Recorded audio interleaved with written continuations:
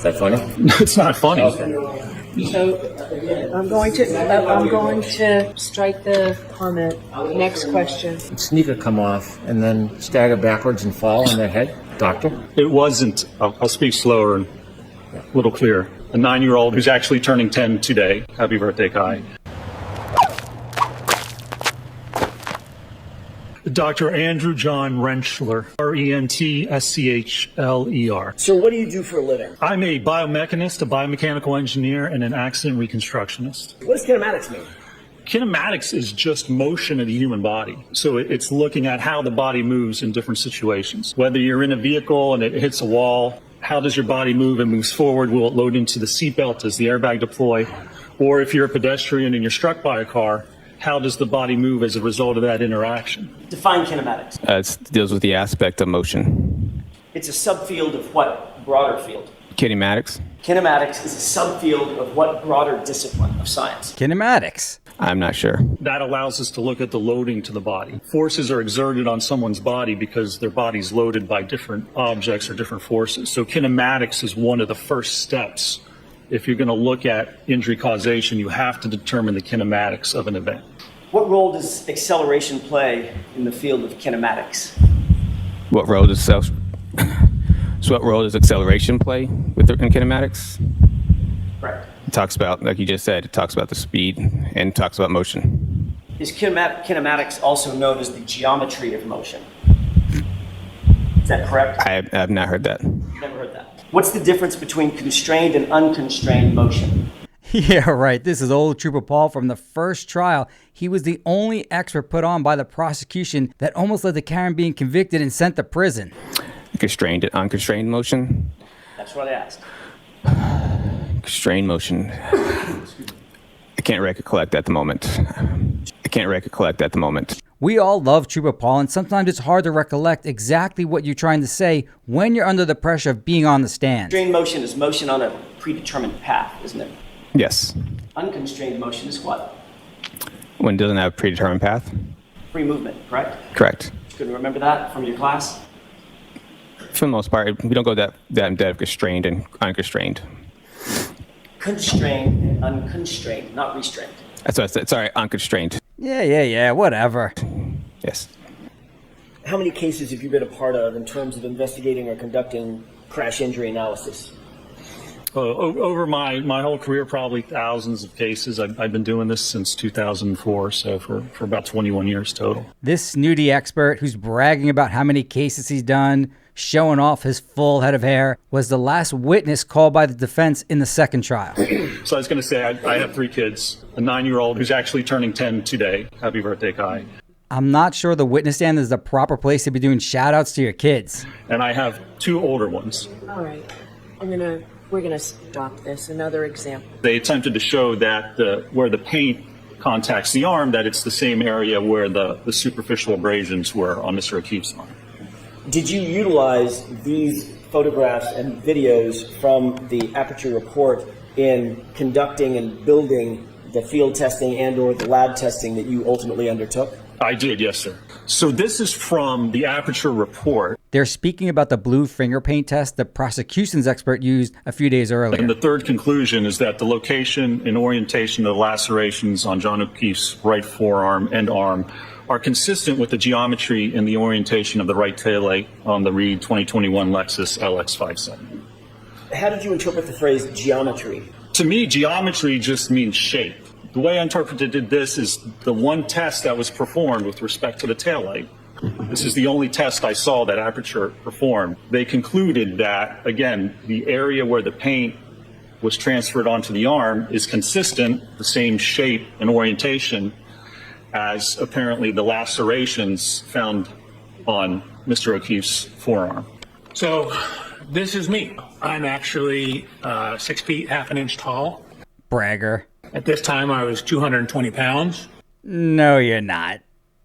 Mr. O'Keefe, at the time of this incident, was 216 pounds. And as I've rolled up my sleeve, taken the sweatshirt off, look at how this contact pattern lines up. What I've done is I've painted the Lexus right rear tail light with what's called grease paint, sideways, side shuffled into the Lexus with my arm out.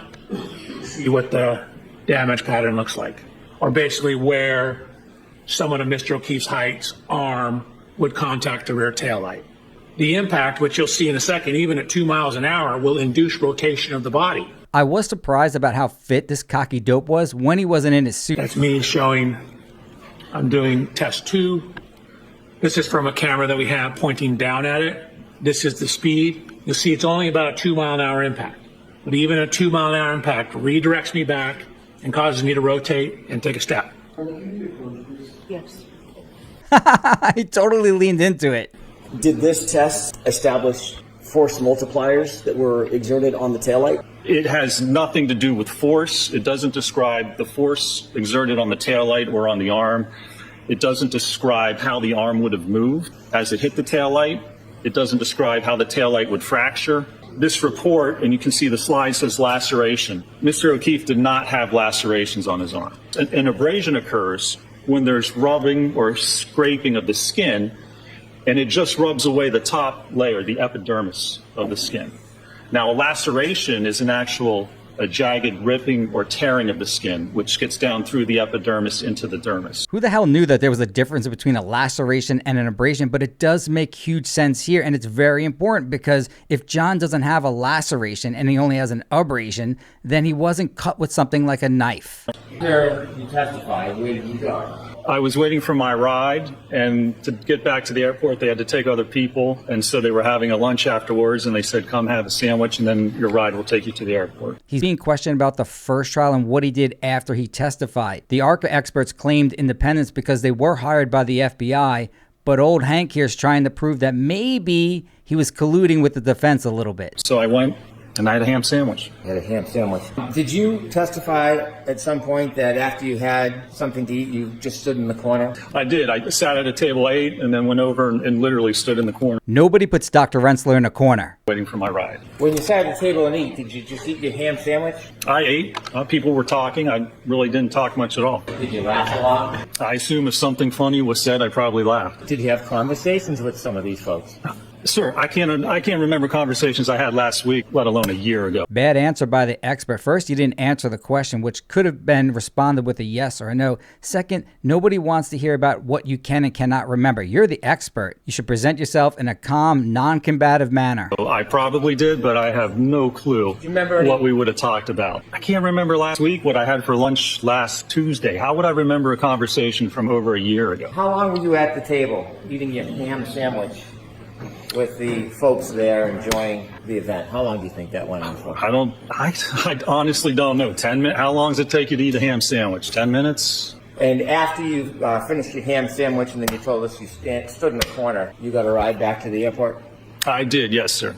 When you looked at all the tests you did, the plastic broke differently in each and every case, every experiment, didn't it? Sure, it's broken like that, and I've never seen a case where you get these types of abrasions. I didn't ask you that. Is that funny? It's not funny. Okay. So I'm going to strike the comment. Next question. Were you ever under the impression that Dr. Welcher was trying to reenact the actual collision when he did that blue test? Well, that was the only test he performed, and he referenced that test for his opinion that the position and orientation of the lacerations are consistent with the taillight cover. So if that test was not intended to signify or demonstrate the position of the arm, he has no evidence to say the position and orientation of the arm in the lacerations, which are abrasions, are consistent with the taillight cover. That's the only test he did. So if it doesn't represent that, it's really meaningless in his analysis and conclusions. Now that you've shared your opinions, can I get back to my question? Sustained. So, Mr. Jackson, Mr. Brennan, I'm going to see counsel at sidebar. Where Dr. Welcher has informed you or written that he is intending to represent the actual arm angle of John O'Keefe when he was hit by Alexis. Again, I just described what he has in his actual report. So he didn't write specifically that that's what it's intended to do. It seems he's inferred that, and again, that's the only test that he's performed or referred to in this case. Did Dr. Welcher ever represent that he was trying to describe the actual body position of John O'Keefe when he was hit? Actually, he doesn't state that. He states very little in his report or in his PowerPoint. He demonstrates through the video of his arm like that and contacting it, and then he holds his arm up to a picture of Mr. O'Keefe's right arm to compare and apparently demonstrate that it's in the same area. He doesn't actually state. I know there probably wasn't much or any science behind the test, but it was effective in giving a visual. I mean, he doesn't state any opinions that the contact actually occurred, except in one point, and has no evidence or foundation for that. Other than your opinion, let's get back to my question if I could.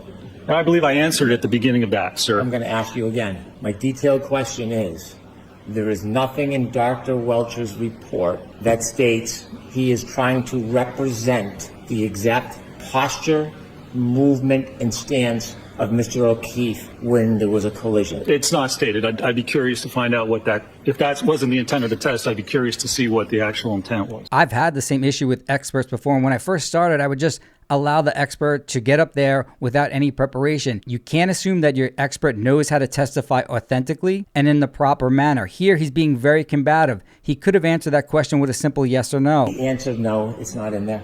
I think I just said that at the beginning of my answer, sir. I'm going to ask you again. Is the answer no? The answer is no. When Dr. Wolf had the crash test dummy on a forklift, you remember those? I do, yes. When it's on the forklift, it does not allow the crash test dummy after being struck to move, to be thrown, does it? Actually, if it's a force acting on it, it will move. It will like a pendulum. So if there's a force acting on it, you'll see which direction it moves. If there's a forward force, it will move. It'll swing forward or sideways or backwards. It can move. Have you seen crash tests with crash test dummies where there is a light string and somebody cuts the string moments before the impact or a second before the impact? I have, yes. That wasn't done in this case, was it? What? It wasn't. It wasn't necessary. Was that done in this case? It wasn't. I'll speak slower and a little clearer. Ooh, he's getting combative now. If you answer my question. I just did answer it. I said it wasn't. In this case, I know we in the community love when these witnesses go back at Hank, but the proper technique is to be calm when Hank's being an asshole. That's how you defeat him. you don't know the position of Mr. O'Keefe's arm at impact, do you? Nobody knows. I don't think his arm was even impacted by the car, so no. I don't know the position of the arm at impact because it wasn't hit by the car. You don't know the angle of his body at impact, do you? The alleged angle? You would agree with me, Doctor, there's a difference between a concentrated and a distributed load, wouldn't you? I would, yes. When you gave your opinions in this case, it was based on concentrated load, wasn't it? No, sir. When you gave your force Most of the cross-examination was either talking about ham sandwiches or loads. equations, was that distributed load or concentrated load? That was the load at the center of mass. Spreading your load out. When you spread the load out, you don't sink in as much. And so you can evaluate that on a distributed load. You look at acceleration and you look at bending moment. So you can do both. When you gave your charts and numbers, was that based on concentrated or distributed load? No, that was based on the distributed load with respect to the center of mass. All of these male experts were so hyper-focused on loads, it's no wonder Dr. La Posada stole the show. Do you know what a debris field is? Yes, sir. There's debris fields after the collision in the taillight brakes, isn't there? So first of all, there's debris in the yard. What that's from, is there a collision? Was there a collision? Where did that come from? Where it was positioned? That's all conjecture and supposition. Those aren't actual facts, sir. Did you consider how that hat ended up on the ground in front of 34th Fairview? Planted. No, sir, that was not part of my biomechanical analysis. There's a number of ways a hat can end up in a yard. Is one of those ways being in a collision with a Lexus? I suppose that's a possibility, or someone could put it there. I mean, there's a number of different possibilities as to when or how a hat may appear in a yard. Who do you think put it there? Proctor. No idea. I haven't seen any evidence of how it got there, and frankly, it's immaterial to a biomechanical analysis. Do you have a theory you want to share with us about planting evidence? Is that what we're getting at, sir? Stop. Did you count how many taillight pieces broke? We didn't count the taillight pieces. We counted how many punctures or holes there were in the sweatshirt, which was 0. 0 holes being made in the shirt after all these tests is critical because John had 37 abrasions, 37 cuts that had to go through a shirt, but there were only 9 holes in the shirt. Now, the dummy can't fall because the dummy is on a forklift, correct? It's suspended like a pendulum, correct? And you see in your test that the taillight, at what you say is 24 miles per hour, can be broken without the dummy's knees touching the vehicle. Isn't that fair to say? That's correct, yes. Could a person get their foot caught on a curb, and sneaker come off, and then stagger backwards and fall on their head? Doctor? Can you answer that? I mean, I guess you could somehow predict or have a possibility of almost anything happening. You could say someone could get hit by a car and do a couple of somersaults into the yard. I mean, there's no evidence of that. It's just supposition, but I won't say it's impossible. You think John Keith did somersaults into the front yard of 34 Fairfield? Is that what you're telling us, Doctor? No, I don't think he even got hit by the car, sir. That's not what I'm asking. I've heard that. I'm asking Yeah. you, he did somersaults into the front yard. No, there's no evidence of what he did. He's not answering the questions properly from a technical standpoint. I know everyone out in our community loves when he does that. However, a grandmaster like Hank turns it right back on him. That's why you have to prepare these witnesses, especially the ones that are privileged with the beautiful hair. Consider or know that there was evidence that a piece of glass or a piece of broken plastic was pulled from Mr. O'Keefe's nose. I ran over to him, and John is perfectly still. His mouth is open a little bit. He's got cuts and blood on his face. He had a piece of glass perched on his nose, like just wedged like a splinter would be. And I just pulled it, and as soon as I pulled it, it just gushed blood down his face. I was aware there was some piece of material allegedly pulled from the nose, yes. Allegedly pulled from the nose? Yes. Did you want to know in your assessment about collision where that came from? Well, I did evaluate that, and it's actually entirely inconsistent with coming from an impact with the vehicle.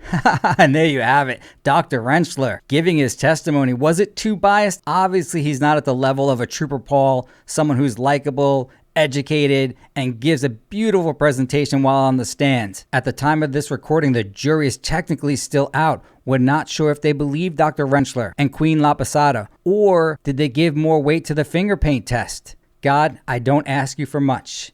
In fact, the last time I prayed to you, I asked you to hook me up with the hottie in 6F, and you answered that prayer. Then again, that did lead to my divorce. But this time, I'm asking you to guide that jury to find Karen Reed not guilty.